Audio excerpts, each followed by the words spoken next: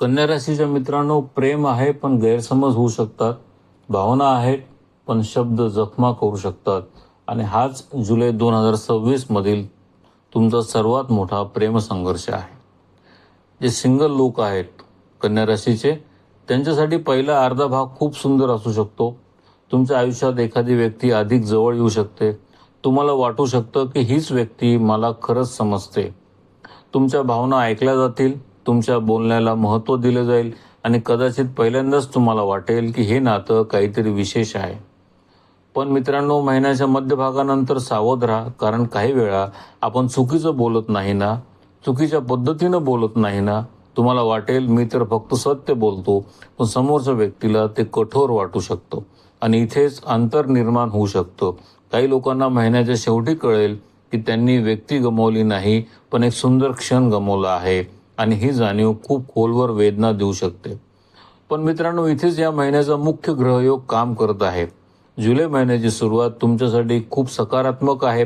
विशेषतः 1 ते 7 जुलै दरम्यान ज्या व्यक्तीवर तुमचं मन आहे तिच्यासोबतची जवळीक वाढू शकते, संवाद वाढू शकतो, भावनिक कनेक्शन मजबूत होऊ शकतं. तुम्हाला वाटेल आता सगळं योग्य दिशेने चाललं आहे, पण महिन्याच्या मध्यभागानंतर ग्रह एक इशारा देत आहे. समस्या प्रेमाची नाही आहे, समस्या संवादाची आहे. म्हणून या महिन्यात तुमचं प्रेम तुमच्या शब्दांवर अवलंबून असेल.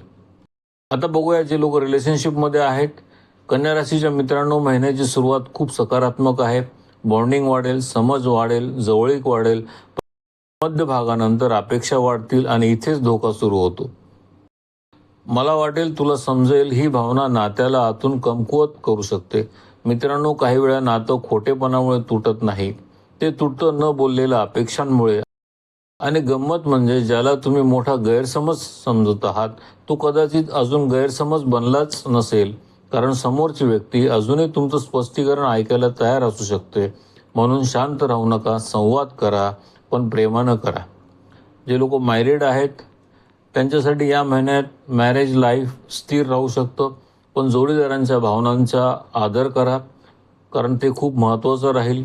काही वेळेला तुम्हाला एखादी गोष्ट क्षुल्लक वाटेल, पण त्यांच्यासाठी ती खूप महत्त्वाची असू शकते. लक्षात ठेवा, शब्दांनी जखमा होतात आणि शब्दांनीच जखमा भरूनही निघतात. या महिन्यात नातं जपण्याची गुरुकिल्ली आहे समजून घेणं. आता बघूयात खास विभाग. जे लोक एक्स्ट्रामध्ये आहेत त्यांच्या बाबतीत जुलैच्या सुरुवातीला आकर्षणाची शक्यता दिसते. नवीन व्यक्ती आवडू शकते, जुनं आकर्षण परत जागा होऊ शकतं. सुरुवातीला सगळं खूप रोमांचक वाटेल, पण नंतर वास्तव समोर येईल. मित्रांनो, काही वेळा आपण व्यक्तीवर प्रेम करत नाही, आपण त्या व्यक्तीकडून मिळणाऱ्या लक्ष्यावर प्रेम करत असतो आणि हा फरक समजला नाही तर मोठं नुकसान होऊ शकतं. जे मित्र नो कॉन्टॅक्टमध्ये आहेत त्यांच्यासाठी जुलै महिन्याचा हा सर्वात भावनिक भाग आहे.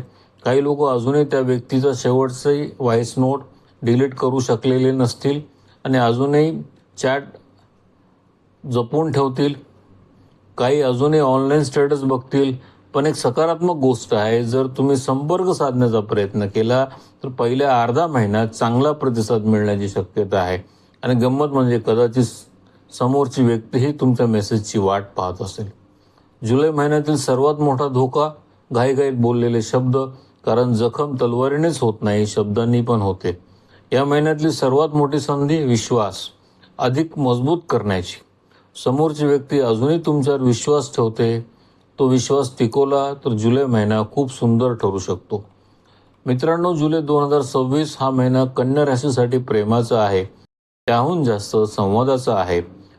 प्रेम फक्त भावना नसतं, प्रेम म्हणजे योग्य वेळी योग्य शब्द वापरणं असतं. तुमच्या आयुष्यात सध्या प्रेम आहे की गैरसमज? कमेंटमध्ये नक्की सांगा.